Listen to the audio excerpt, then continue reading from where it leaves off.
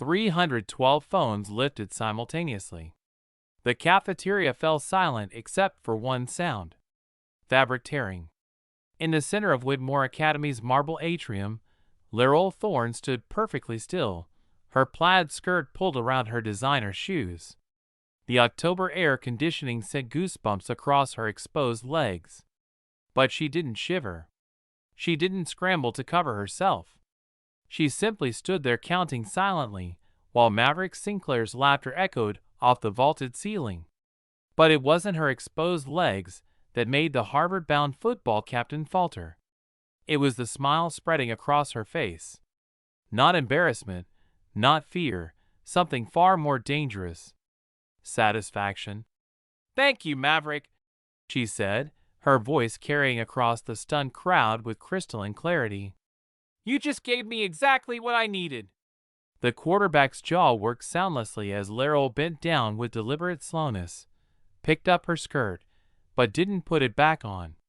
Instead, she held it in her left hand like evidence at a crime scene. 2:47 p.m. Tuesday, October 15th, she announced to the frozen audience. Maverick Sinclair, son of Judge William Sinclair, commits assault and battery with sexual motivation in front of 312 witnesses. Approximately 200 recording devices capturing every second. September 24th had been unseasonably warm. Laurel had chosen her outfit carefully that morning. A modest knee-length skirt from Target that concealed the Prada label she'd sewn inside, a simple white blouse that hid the tailored cut only money could buy. Every detail had been calculated to present a specific image: new money trying to fit into old money's world. Principal George Hutchinson had greeted her personally, his handshake firm but his eyes dismissive. She was a late enrollment, a favor to someone on the board, nothing more than another tuition check to cash. If only he'd known that she'd already memorized his schedule, knew about his Thursday dinners with Judge Sinclair, and most importantly, the sealed complaint filed against him 8 years ago by a teacher who tried to report systematic abuse. The cafeteria had been her first real test. Whitmore's social hierarchy was as rigid as its academic standards. The center, that coveted space beneath the skylight, belonged to Whitmore's royalty. Maverick Sinclair had been holding court there. At 18, he had his father's sharp jawline and his mother's ice-blue eyes. A genetic lottery winner who'd never had to work for anything except maintaining his position at the top of the food chain.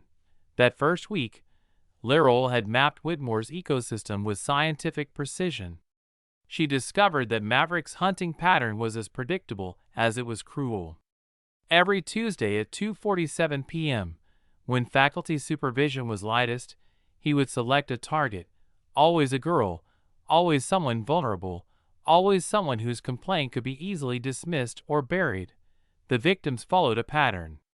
Scholarship student Brycel Park, assault in September of last year, transferred to public school after her father lost his job. 7 girls in 3 years, each one silenced through different methods, but all leading back to the same source. Laurel had found Brycel working at a coffee shop in Hartford. The girl's hands had shaken when Laurel mentioned Whitmore, but she'd talked. She'd kept evidence. Photos of bruises, screenshots of messages, even a recording. "Why didn't you use this?"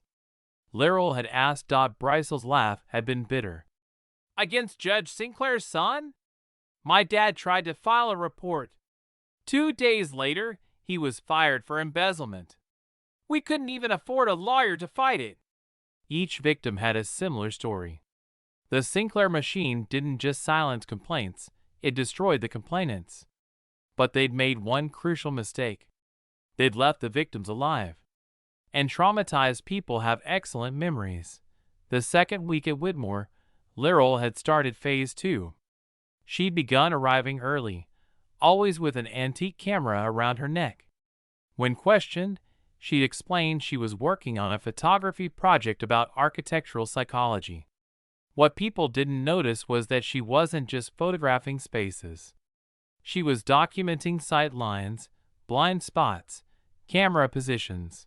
Stellan Rodriguez, the editor of Whitmore's newspaper, had been the first to notice something off about her. He'd found her in the library surrounded by yearbooks going back 20 years. "You're not really here for the education, are you?" he'd asked. "That depends on how you define education." They'd formed an alliance. Through Stellan, she'd learned about the Tuesday ritual. Maverick called it training day, a sick joke about breaking in the fresh meat. The time was specific, almost superstitiously so. The cafeteria worker, Indigo Patterson, had been at Whitmore for 15 years. She'd seen everything, said nothing until Laurel had approached her. "The security cameras in the cafeteria, when did they start malfunctioning?" "Right after the Duchamp girl left. Poor thing was hysterical, saying someone had pulled her clothes. But when they checked the cameras, 2 of them had mysteriously stopped working an hour before." "But you saw it."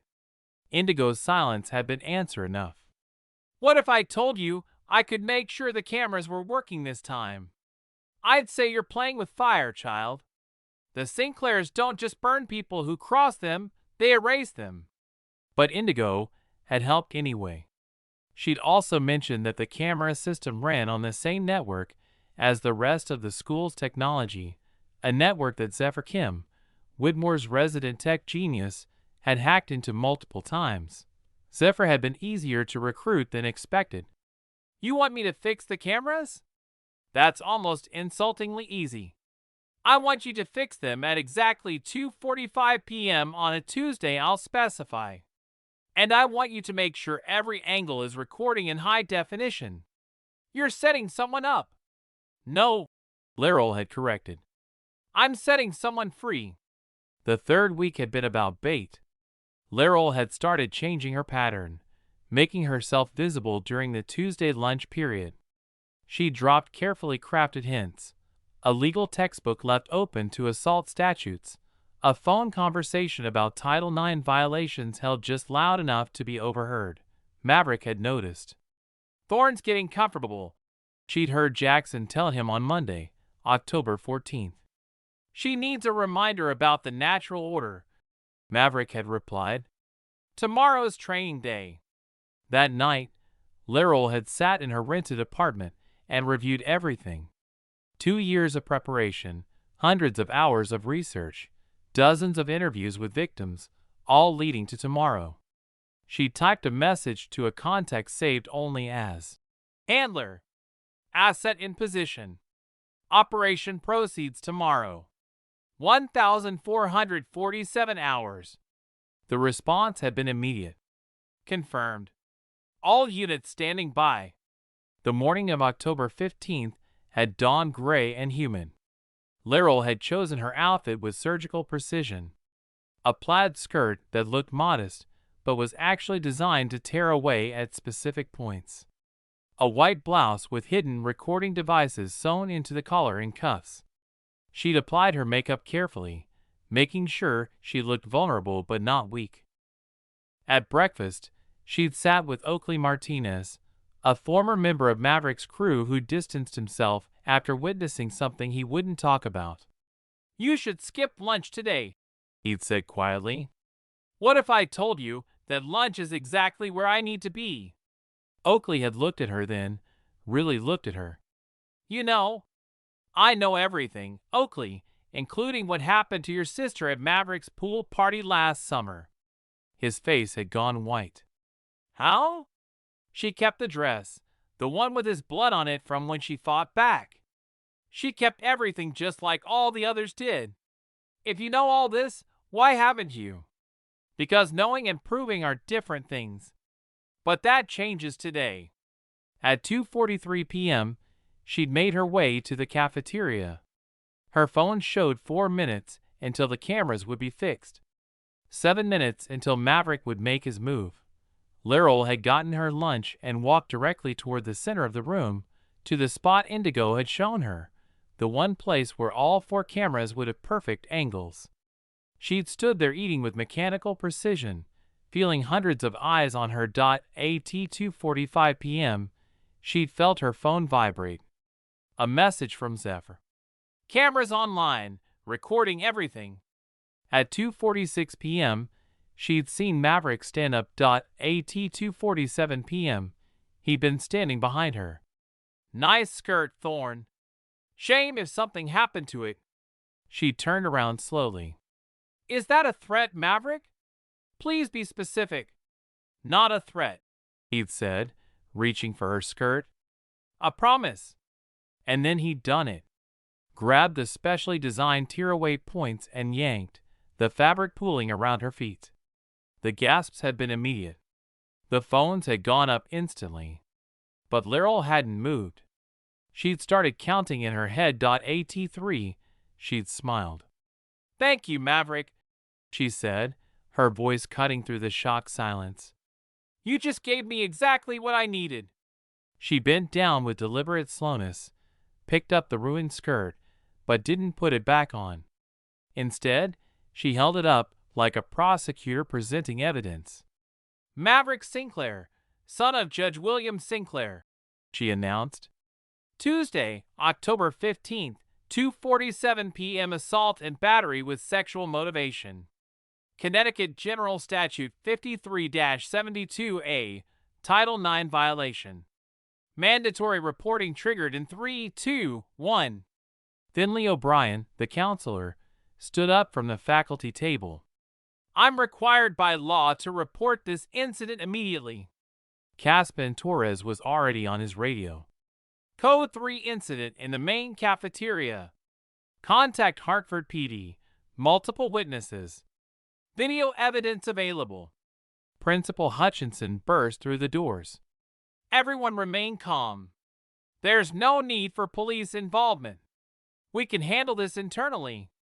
Too late for that, Mr. Hutchinson, Laryl said, pulling out her phone. Check your email. I've just sent the video to the entire school board, the Connecticut Department of Education, and, she smiled coldly, the FBI Hartford field office. Maverick had recovered from his initial shock. You think you're clever? My father will bury you. Some trash from public school trying to entrap me? They'll believe us, a voice said from the crowd. Brycel Park stepped forward, and she wasn't alone. She'd brought 4 other girls with her, all former Whitmore students, all victims. You did the same thing to me last year, Brycel said. September 20th, 2:47 p.m. I have the police report that was never filed. One by one, they came forward, each with dates, times, evidence, the careful documentation of trauma that nobody had believed was worth anything until now. Jackson Wells, Maverick's enforcer, had been backing toward the exit, but he stopped when Laryl called out. Leaving so soon, Jackson? Don't you want to share what's on your phone?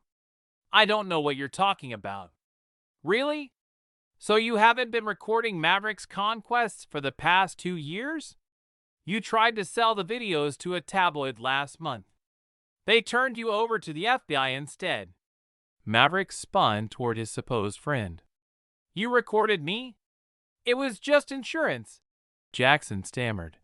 The cafeteria doors burst open. Special Agent Sarachin walked in, flanked by 4 other FBI agents. Nobody move. This is now an active crime scene. Principal Hutchinson stepped forward. This is a private institution. You can't just, we have a warrant. Agent Chen interrupted. For the arrest of George Hutchinson on charges of conspiracy to obstruct justice, failure to report mandatory incidents, and accepting bribes. We also have warrants for William Sinclair, though I suspect he's already on his way here. As if summoned, Judge William Sinclair strode through the doors. At 58, he still cut an imposing figure. Everyone stop talking immediately, he commanded. Not another word without lawyers present.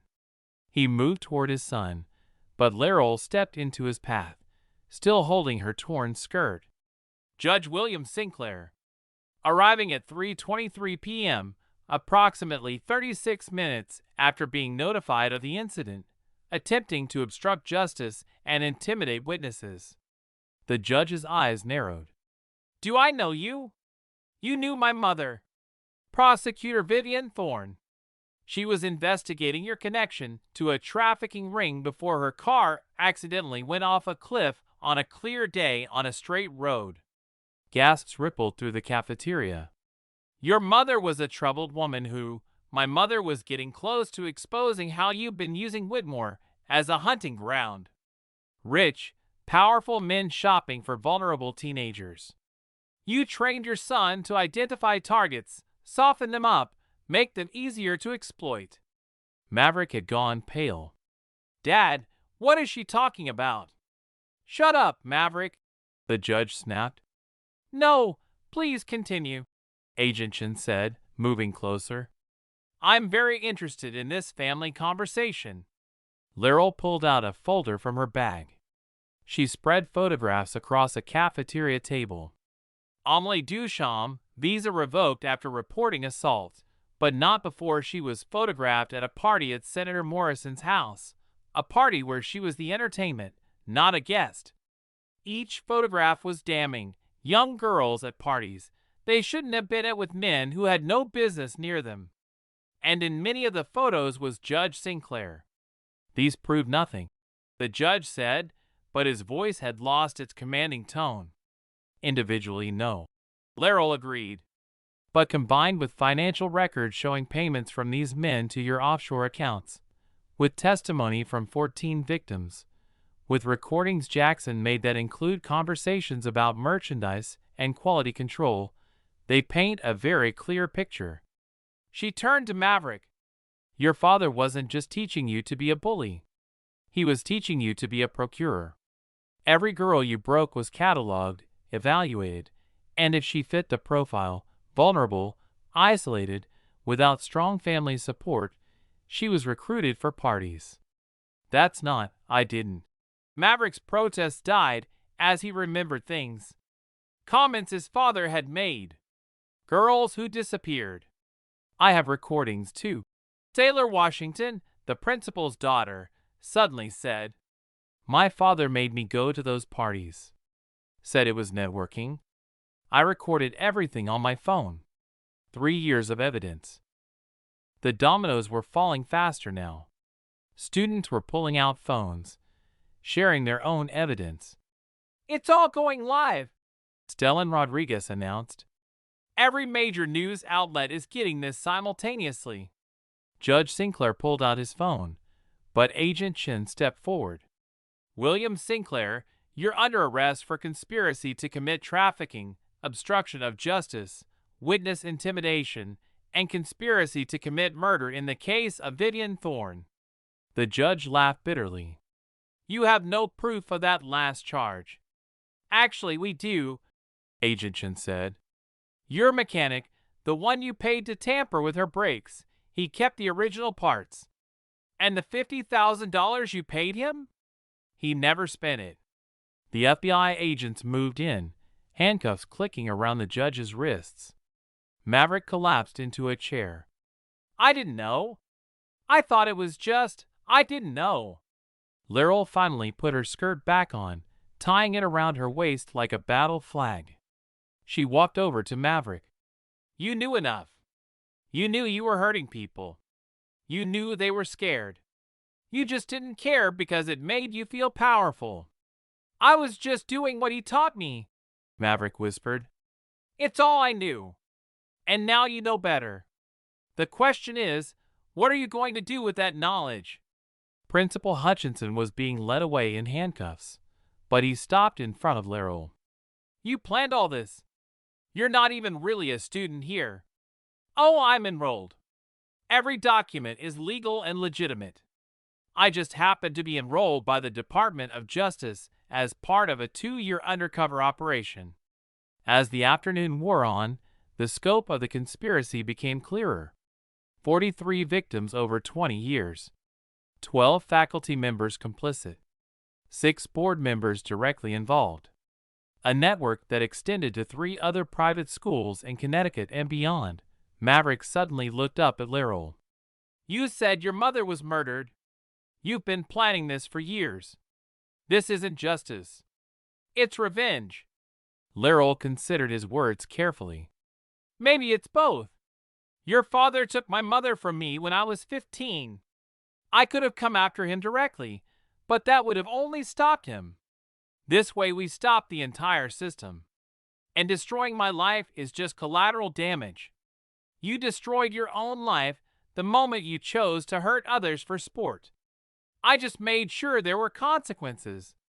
As she walked out of the cafeteria, still wearing her torn skirt like a badge of honor, students parted before her.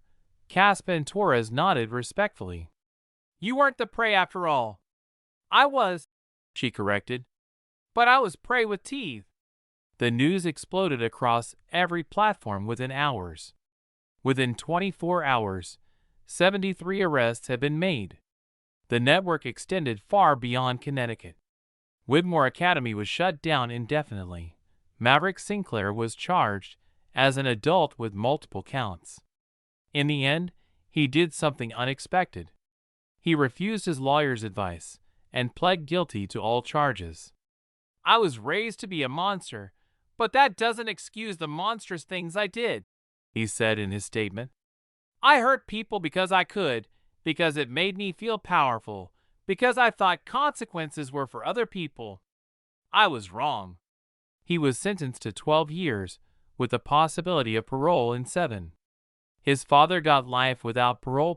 6 months later, Laurel stood in a different courtroom, testifying before Congress. "These predators don't operate in isolation," she told the assembled representatives. "They operate in networks protected by wealth, privilege, and the silence of those who benefit from the system. Every time we look away, every time we dismiss a victim story, every time we choose the reputation of an institution over the safety of children, we become complicit." The Thorne Act was passed 3 months later, mandating federal oversight of private educational institutions and creating protected channels for reporting abuse. Laurel visited her mother's grave on the 2-year anniversary of the Whitmore operation. "We got them, Mom. All of them." A voice behind her made her turn. Maverick Sinclair stood there in a prison work release uniform. "I'm sorry. Not just for what I did to you, but for what my father did to your mother. I've been cooperating with the FBI. It doesn't undo anything, but maybe it prevents future harm. Why are you really here? Because I needed you to know that every day in that cell, I think about the girls I hurt. I see their faces. I remember their fear. And I promise you, if I ever get out, I'll spend whatever life I have left trying to make amends. You can't make amends to them. The damage is done. I know. But I can try to prevent others from becoming what I was. The FBI has me talking to at-risk youth. Maybe some kid will hear it and choose differently." Laurel nodded slowly. "That's a start." Her phone buzzed with a text from an unknown number. "There's another network. Delaware. Are you interested?" She typed back, "Send me the details." Because the work wasn't done. It would never truly be done. But somewhere a girl would walk through school hallways without fear. The torn skirt from that day in the cafeteria was framed in her apartment, a reminder that sometimes the greatest strength comes from appearing vulnerable. That sometimes the hunter becomes the hunted. And that sometimes, just sometimes, the girl who appears to be the victim is actually the one holding all the cards. In the end, 312 students had witnessed what happened in that cafeteria, but only one had known from the beginning how it would end.